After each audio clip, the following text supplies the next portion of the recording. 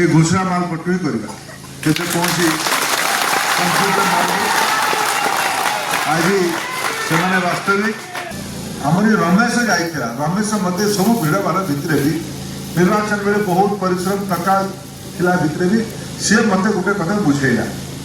जे आज्ञा आम गाँव में गोटे भीम मंडली करके मानुचु मान्यता अच्छी यहीटा प्रस्तर जुगर गोटे गुंफा इलेक्शन सरला उतार मुझे पचारि डिविजन अरे डिविजन से मत किसी लोक मैंने देखा रमेश देखा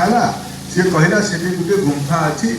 से बहुत पुराना सब चित्र अच्छी डिविजन कहला डिविजन तार पढ़ला बेले पढ़ला बेले डिविजन ये मसे काल ये नदी कूल मत बुझौला ये अंचल जो पादरे बुलिकी सब गुंफा बुली अध्ययन कर बंधु आम नाट्यदेव कॉलेज इतिहास अध्यापक शरत भाई आई कि प्राध्यापक शरत बाबू आई आसी ना ये सब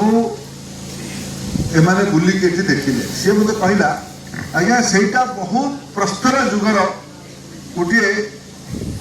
अच्छी से प्रमाण ये पचार तर बयस के हम सी से कहला अनुमानिक बयस 10,000 वर्ष पूर्व हम मो लुम टांकुरी उठिला 10,000 वर्ष एवं आसला बेले दीपक भाई कहते दिविशन आउ थे मत बुझेला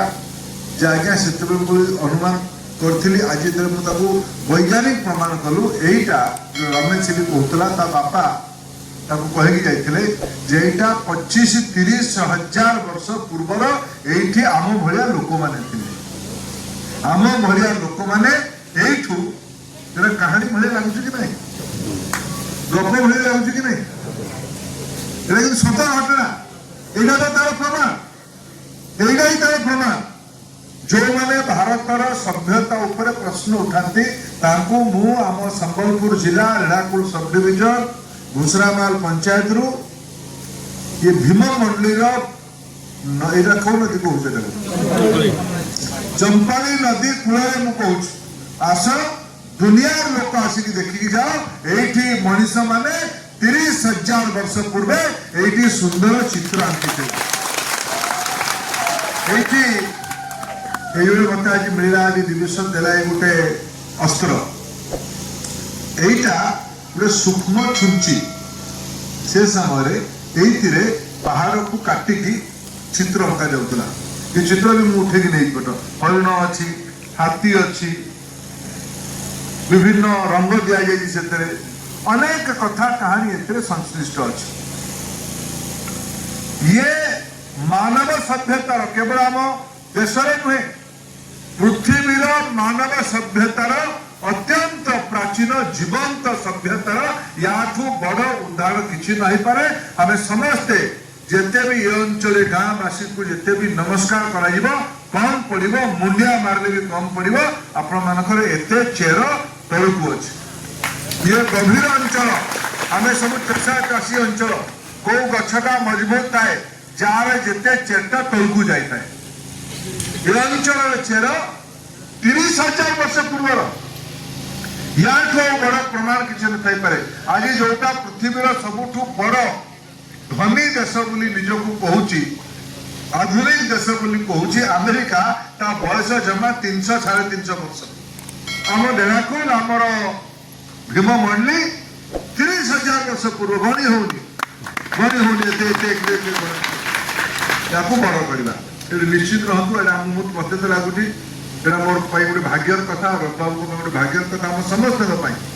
ये रमेश जो वर्णना करूला मत आप आगे से कहते मुझे या आज्ञा कथबार्ता कर योजना करवा एबे आमर जो नुआ सरकार ओडिशा रे जा विषय में उल्लेख करते मोहन माझी आम राज्य मुख्यमंत्री से अर्थमंत्री भी सी एथर आपण मैंने भी देखि रेढ़ाकुल अंचल दुईटा ए प्रकार पुराना जिनस को राज्यर पर्यटन तालिका जोड़ा जाए भीम मंडली तथा देवझर गोटे प्रपात अच्छी जल प्रपात अच्छी ता पूर्व तो ये आहरी अनेक कथा अच्छी ହୀରାକୁଦ ଅନେକ କାହାଣୀ ଅଛି। ଆଜି ଦେବ୍ରିଗଡ଼ ବି ଏଇଭଳିଆ ପୁରୁଣା ପାହାଡ଼,